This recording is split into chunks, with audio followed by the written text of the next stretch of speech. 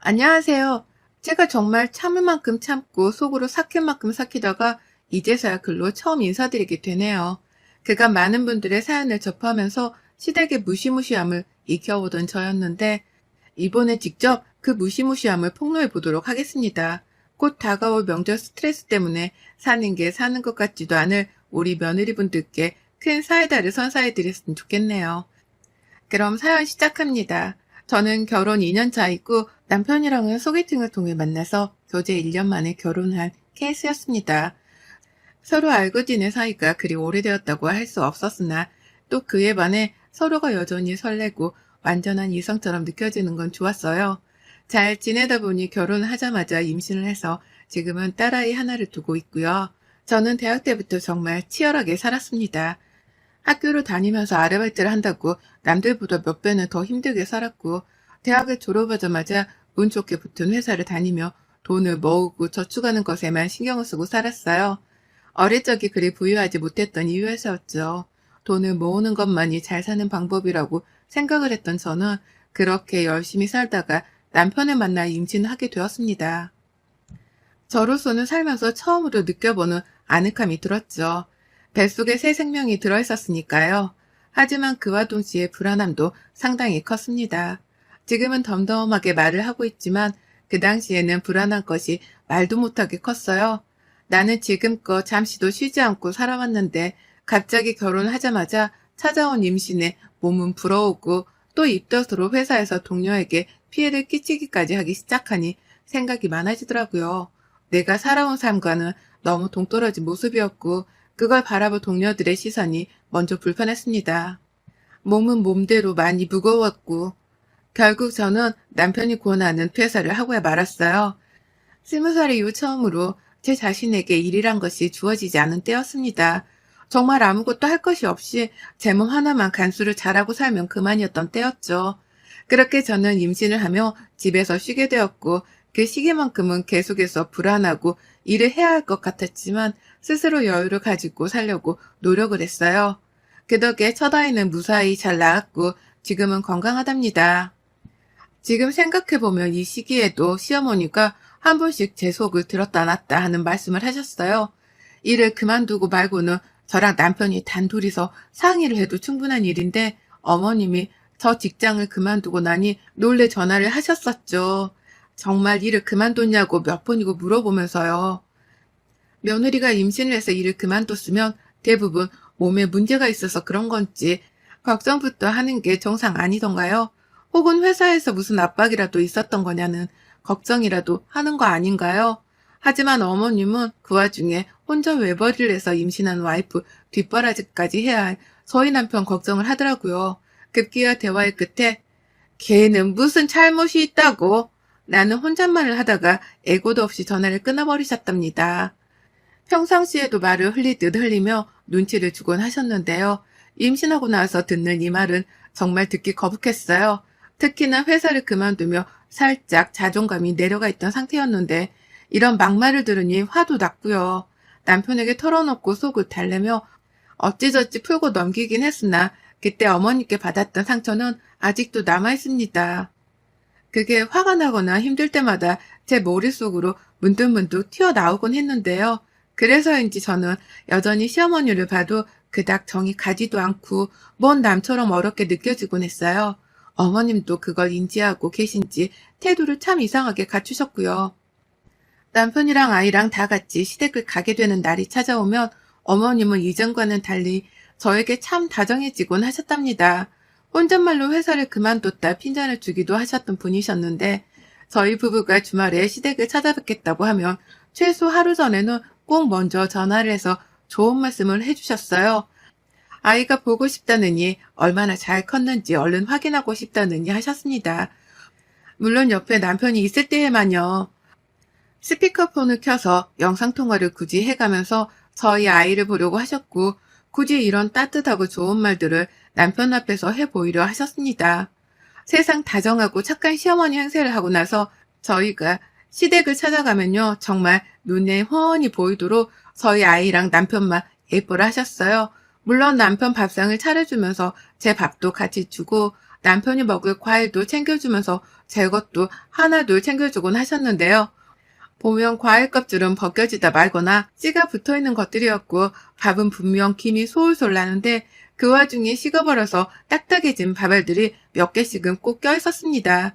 돌인 줄 알고 뱉어봐도 쌀이니까 할 말이 없고 그렇다고 밥 잘 먹은 기분을 내자니 놀림을 받은 것 같아 속은 상했죠.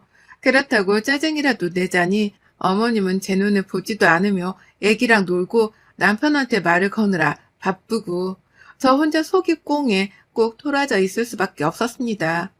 다만 저도 나이가 먹었고 어른이니까 그걸 겉으로 표현하지 않았을 뿐이었고요. 어머님은 여전히 제가 일을 하지 않는 것을 못마땅해 하시는 듯 보였어요. 전화로 일을 그만둔 게 정말이냐면서 눈치를 주는 것도 제가 일을 그만두면서부터였으니 눈치껏 생각을 해봐도 제가 퇴사를 한 것이 가장 마음에 안 든 게 분명해 보였습니다. 하지만 제가 할 수 있는 건 없었어요. 저는 아이 때문에 일을 그만둔 것이었고 그 순간 당장은 아이가 너무 어려서 감히 누구에게 맡기고 다시 일을 알아본다는 것은 감히 상상할 수 없었거든요. 잘 다니면서 커리어를 쌓고 있던 직장을 그만둔 것에 대해서는 누구보다 제 스스로가 더 안타까웠었고 그럼에도 불구하고 아이를 핑계 삼아 조금 더 아이 곁에 있고 싶었습니다. 그렇게 조금의 시간을 아이와 더 보내는 것에 할애를 했어요. 집에서 제가 할 수 있는 일은 최대한 해가면서 밖에서 일하고 들어오는 남편의 뒷바라지를 해주려고 했고요. 남편도 서로 분담해서 가사일과 바깥일을 하고 오는 우리 삶에 크게 만족을 했습니다. 하지만 우리 부부가 영원히 외벌이를 하며 지낼 순 없었어요. 경제적인 문제 때문이었죠. 남편이 외벌이를 해와도 큰 무리는 없었습니다. 하지만 거기까지였어요. 큰 무리가 없었을 뿐. 이보다 더 큰 돈이 들어가야 할 일이 생긴다고 가정했을 때 다가오는 부담감이 이루 말할 수 없을 만큼 크더라고요. 아이는 곧 나이가 더 들어 학교도 가고 그러면 사교육도 시켜야 하고 아이 친구들 모임에도 참석을 시키며 한두 푼씩 돈이 더 들 일이 많을 텐데 그 상황에 대비를 해야 할 것 같은 부담감이 갈수록 커졌습니다. 부모로서의 본능적인 의지였던 것 같아요. 그렇다 보니 저는 누가 시키지 않아도 자연스럽게 일자리를 알아보게 되었어요. 사실 막막했습니다. 아이를 낳고 직장을 그만두기까지 많은 시간이 지난 건 아니었지만 일을 손에서 놓고 산 시간이 있었다 보니 괜시리 자신감이 하락은 하더라고요. 좋은 대학 나와 좋은 학점도 갖추고 있었고 그 당시 경제력이라고 자부했을 만큼 좋은 자격증도 많이 가지고 있던 저였습니다. 전 직장에서 좋은 업적도 많이 쌓았었고요. 걱정하고 초조해하면서 아이를 한 손에 붙잡은 채로 정말 노력을 많이 했어요. 이력서 하나를 작성하더라도 밤을 새가면서 몇 날 며칠 심혈을 기울였고 서류 합격 여부를 알지도 못한 채로 아이를 앞에 두고 면접 연습을 했습니다. 이미 친정엄마께 부탁을 드려서 제가 집을 비울 때 아이를 돌봐주기로 하셨고요. 나름 신경 많이 써서 제 취업 준비를 했는데 참 신기한 게요. 그렇게 힘들고 지칠 때도 많았고 나 스스로 될지 말지 확신도 안 서던 때가 있었는데 합격을 해버렸습니다. 덜컥 그것도 대기업에 말이죠.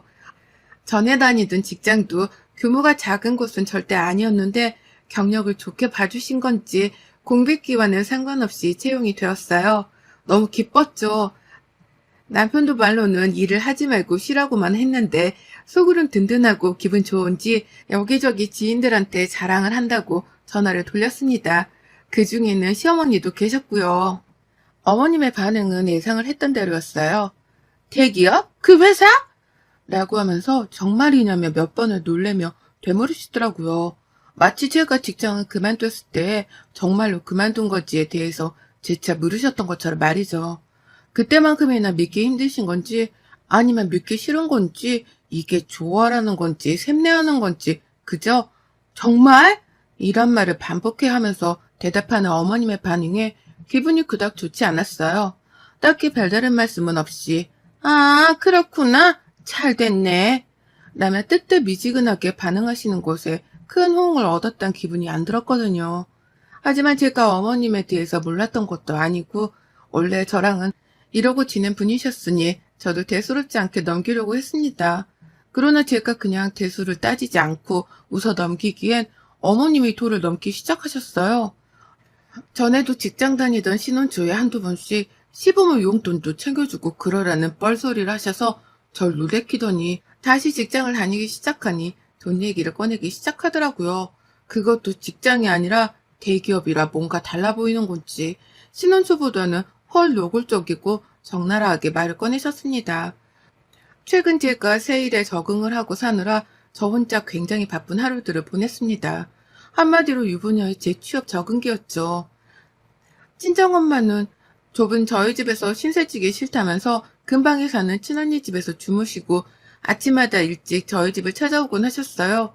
와서 아이를 돌봐주신 덕분에 저는 출근을 할 수 있었고 가서는 하루 종일 업무에 치이고 적응을 하느라 핸드폰으로 누군가와 사적인 연락을 주고받을 정신이 없었습니다. 하지만 어머님은 답이 조금만 느려도 답장 왜 없냐 소리를 하며 제 연락을 기다리곤 하셨어요. 전에는 이렇게 자주 연락을 주고받는 편도 아니었는데 왜인지 회사만 가 있으면 제 생사를 확인하려는 사람이 마냥 문자를 해오더라고요. 전화는 제가 아예 안 받는다는 걸 파악하신 건지 전혀 하지 않으셨고요. 회사 일에 대해서도 묻고 한 번은 대놓고 월급이 얼마인지도 물으셨습니다. 전에 다니던 회사보다 얼마를 더 받고 있냐고 하면서 금액을 물어보더니 제가 대답을 회피하자 그때보다 많이 받아서 대답을 못하는가 보네. 라면서 또 혼잣말을 하다가 전화를 뚝 끊어버리셨죠. 이게 정말 당해보지 않은 사람은 모릅니다. 얼마나 기분 나쁜 전화 태도인지 말이죠. 대화를 나누고 있는데 혼자 혼잣말로 궁시렁거리듯 결론을 내리고 혼자 일방적으로 전화를 끊는 이 태도는 상대방을 미치게 하기에 충분했어요. 하지만 그 짓을 시어머니는 신혼 초부터 지금껏 쭉 하고 계셨죠. 그러니 전 핸드폰에 시어머니 이름만 떠도 괜히 속에서 천불이 올라오고 어쩔 땐 닭살이 돋기까지 했답니다. 시어머니 목소리로 듣는 돈 얘기는 더욱 불편했었고요. 그러다 바로 사흘 전 제가 빚엿을 선사해드리게 된 일이 벌어졌습니다. 다른 사람도 아닌 시어머니께 말이죠. 어머님이 자꾸만 명절 선물 타령을 하시더라고요. 뭐 용돈 달란 소리도 하는 분이셨으니 명절 선물 내기는 어려운 것도 아니긴 했으나 그래도 너무 노골적으로 선물 타령을 하시더라고요. 추석이 다가오는데 니네 회사에서 뭐 나오는 것도 없냐? 대기업이면 정규직이 직원들한테는 명절이라고 선물을 준다던데 아니 요즘에는 포상금이 나온다냐? 라고 하면서 말이죠. 여기서 어머님이 말씀하신 포상금은 바로 인센티브였습니다. 어디서 들은 건 있어서는 대기업에서 혹시나 인센티브를 받지 않는지에 대해서 확인을 하시더라고요. 전 당연히 그런 거 없다고 딱 잘라 대답했고요. 하지만 제가 없다고 딱 거절을 한 그 순간부터 어머님은 그럼 네가 우리한테 선물을 사주면 되겠네 라고 하면서 제가 스스로 명절 선물을 준비하는 게 어떠냐 말씀하더라고요. 대기업도 다니는 마당에 그 돈 한두 푼을 쓰는 게 아깝진 않을 거 아니냐면서 직접 받고 싶은 선물에 대해서 언급까지 하셨답니다.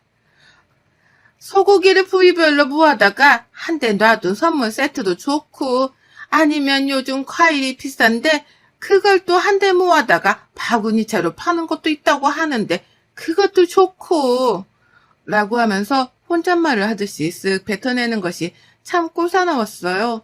꼭 퇴근을 하고 집에 있을 때 전화를 하셔서는 이 선물 타령을 하셨답니다. 회사에 있을 때 문자로 제 속을 긁었고요. 이걸 더 받아줘야 하나 말아야 하나 고민을 하며 어머님을 상대하고 있던 찰나에 남편이 좋은 아이디어를 내주더라고요. 그냥 간단한 걸로 몇 개 쥐어드리고 말자고 하면서 말이죠. 자기가 용돈을 따로 챙겨드리고 있는데 선물까지 거창한 걸 준비할 필요는 없다면서 저에게 부담을 가지지 말라 조언을 해줬습니다. 그러니 저도 시어머니를 어떻게 상대해야 할지 말지에 대해서 혼자 끙끙 앓던 중 그냥 간단하게 마무리를 하고자 했네요. 그건 바로 식용유로 선물 대체를 하는 것이었습니다. 남들은 너무한다고 할지 모르겠으나 저에게는 식용유 하나를 선물해 드린다는 것만으로도 최선이었어요. 그동안 예쁨 받아본 적도 없고 오히려 눈칫밥 먹으면서 불편하게 지내온 시어머니셨는데 제가 이제 와서 안 하던 명절 선물까지 해드려야 한다고 생각을 하니 억울한 게 없잖아 있었거든요. 그간 회사에 있는 동안에도 선물 달라 떼쓰고 퇴근하고 나서도 괴롭히는 걸 대응하기 버겁기도 했고요. 그래서 다시는 전화로라도 문자로라도 며느리를 귀찮게 하지 마시라는 큰 의미를 담아서 큼지막한 올리브유 통 하나를 선물로 보내드렸습니다. 그리고 어머님께는 문자를 남겼죠. 어머님, 말씀하신 대로 명절 선물 하나 보냈어요. 거리가 가까워서 내일쯤으로 도착할 것 같아요. 라고 말입니다. 어머님은 고맙다는 소리도 안 하셨어요. 그냥 문자를 읽고 처음 몇 시간은 답장도 안 하고 일십 상태로 계시더니만 나중에서야 잠들기 전에 문자 하나를 또 보내셨답니다. 뭘 보냈냐고 물으시더라고요. 그래서 일부러 카톡을 읽지 않고 피했어요. 어머님 반응 좀 보려고요. 그리고 다음날 어머님은 택배를 받은 건지 너 좀 와라 집으로 라는 문자를 보내셨답니다.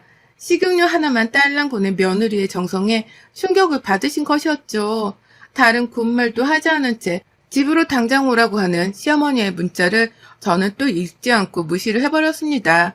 그러자 어머님은 제가 연락이 안 된다고 생각을 하는지 문자가 아니라 전화로도 몇 번이나 연락을 취해오셨어요. 선물을 보내달라고 하도 닥달을 해서 뜻대로 보내줬더니만 이번엔 선물이 마음에 안 든다면서 집으로 오라 말하라니 정말 며느리하기를 개떡으로 아는 분이구나 싶었답니다. 그래서 더 화가 나 시어머니 연락은 일체 받지 않았어요. 집에 가고 나서까지 말이죠. 하지만 시어머니는 제가 생각한 것보다 훨씬 더 독한 분이셨고 제가 일방적으로 연락을 받지 않자 화가 많이 나서는 남편에게까지 전화를 해가면서 들듯 볶아대기 시작하셨답니다. 전화를 받은 남편한테는 마누라 단속을 똑바로 하라고 소리까지 치면서 저를 바꾸라 하셨다네요. 그 바람에 같이 집에 있다가 저는 시어머니의 막말에 기분이 된통 상했고 남편은 중재를 한다며 전화를 들고 방으로 들어갔고요.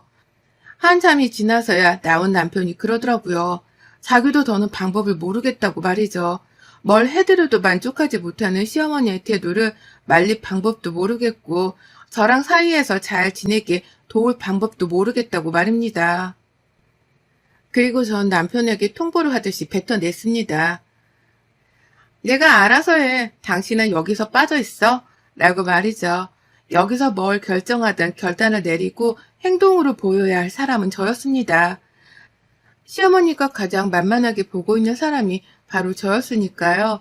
그리고 전 시어머니께 가르쳐드려야 했어요. 남편이 따로 용돈도 챙겨드리고 있고 나는 경제적으로 지원을 받은 것도 없고 빚을 진 것도 없으니 이런 취급을 받는 게 부당하다는 걸 말입니다. 그리고 전 그날 밤 잠을 자지 못했어요. 급하게 시어머니께 보낼 새로운 명절 선물을 준비하느라고 말이죠. 시어머니께 명절 선물을 달라는 말로 일이 닥달을 받을 줄 몰랐지만 그렇다고 해서 욕까지 얻어먹을 줄은 몰랐던 저였기에 나름 정의감도 불탔습니다. 우리 시어머니만큼은 아니시길 바랬으나 딱 보니 전형적인 며느리를 구워 삶으려는 시어머니 같아 보이길래 저도 제 성질머리를 보여줘야겠다 싶었던 거죠. 그리고는 바로 새로운 시어머니의 명절 선물을 보내드렸답니다. 일부러 로켓 배송으로다가요. 바로 엿을 말입니다. 제가 준비를 한 건 바로 허연 엿이었습니다. 시어머니 드시라고 맛나고 달달한 엿을 준비해드렸네요.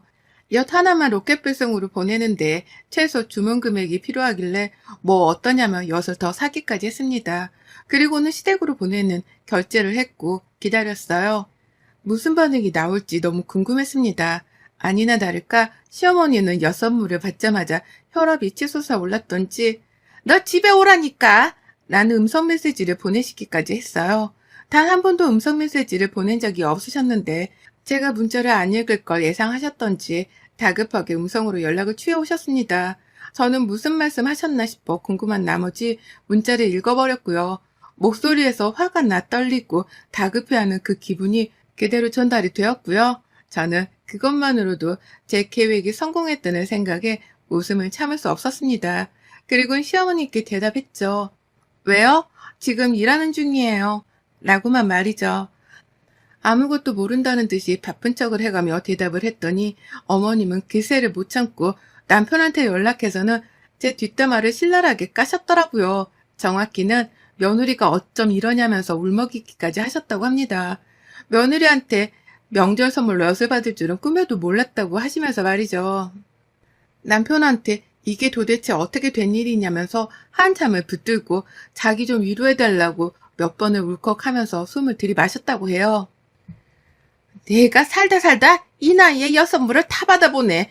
이걸 달다고 빨아먹을 수도 없고 그렇다고 명절 선물이라 받아낼 수도 없고 어떻게 이러냐 네 와이프가? 라면서 신세한탄까지 하셨다고 합니다. 전 이걸 어떻게 알았냐고요? 남편이 한참 시어머니를 달래주고 위로해주다가 뒤늦게야 당황해서 사실 확인을 한다며 저한테 연락을 해서는 알려줬네요. 집에 엿이 도착했다는데 진짜야? 당신이 보냈어? 라고 하면서 저한테 확인을 하겠다고 전화를 해왔고요. 저는 사실대로 말했습니다. 식용유 선물로도 만족을 못하시는 것 같길래 내가 엿도 보내드렸어. 그럼 내가 무슨 말을 하고 싶은지에 대해서 정확히 알아들으시려나 싶어서 라고요. 그러자 남편은 저의 패기에 충격을 받은 건지 놀라서 아무 말을 못하더라고요. 그러신 것 같아. 엄마가 꽤 충격을 받은 것 같긴 하셨어. 라고 하더니 이내 덤덤하다는 듯 차분히 전화를 끊었습니다. 그리고 전 그제서야 다시금 어머니께 문자를 보냈어요. 엿 잘 받으셨어요? 라고 말이죠. 시어머니는 답장을 못하고 저는 그 타이밍을 놓치지 않은 채 다시금 연락을 드렸습니다. 엿 잘 받으셨냐고요? 라고 말이죠. 하지만 어머님은 이번에도 답장이 없으셨습니다. 엿을 보낸 걸로도 모자라 엿 잘 받았냐는 질문을 당당하게까지 하는 저의 패기에 2번, 3번 놀라셨던지 어머님은 입을 완전히 다물어버리고야 마셨네요. 덕분에 저는 당당하게 엿을 보낼 줄 아는 정신나간 며느리가 되었고 이제는 어머님의 진상스러운 연락들이 더는 부담스럽게 느껴지지 않게 되었답니다. 언제든 엿을 또 보낼 각오가 되어 있으니까요. 어머님, 또 저한테 선물 타령해보세요. 그땐 호박엿이며 물엿이며 아주 종류별로다가 바리바리 싸서 보내드릴게요. 여러분의 생각은 댓글로 남겨주세요. 오늘도 시청해주셔서 정말 감사합니다.